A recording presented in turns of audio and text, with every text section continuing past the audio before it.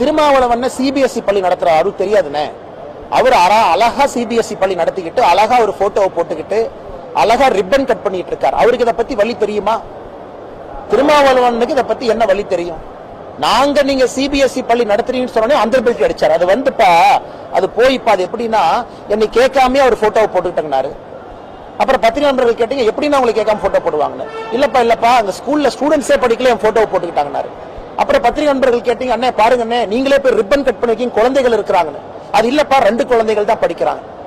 ஆனால் திருமாவளவன் அவர்கள் என்னை பொறுத்தவரை இந்த மும்மொழி கொள்கையில அவர் பேசுவதற்கான திராணி அன்னைக்கு இழந்துட்டாங்க. பொய் பேசி அந்த திராணி இழந்துட்டாங்க.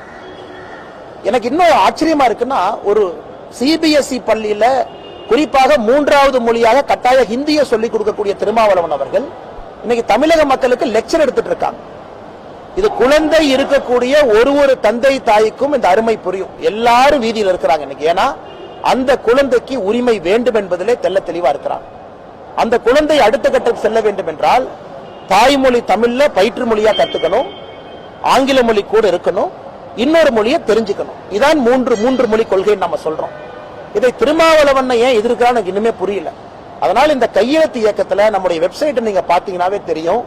இந்த போலி அரசியல்வாதிகளுடைய முகத்தை தோலுரித்துக் கொண்டிருக்கின்றோம். அவங்க பண்ண பொய், அவங்க நடத்துற பள்ளிக்கூடங்கள் எல்லாமே. அதனால் எங்களுக்கு ஒரு நாளும் இது வெற்றி தான். இது யாருமே எடுக்காத ஒரு விஷயத்தை பாரதிய ஜனதா கட்சி தைரியமா எடுத்திருக்கிறோம். தமிழக மக்களை நம்பி அதற்கு ஆரம்பமே கடந்த 24 மணி நேரம் பாத்தீங்கன்னா மிகப்பெரிய எழுச்சியோடு மக்கள் ஆதரவு கொடுக்கிறாங்க.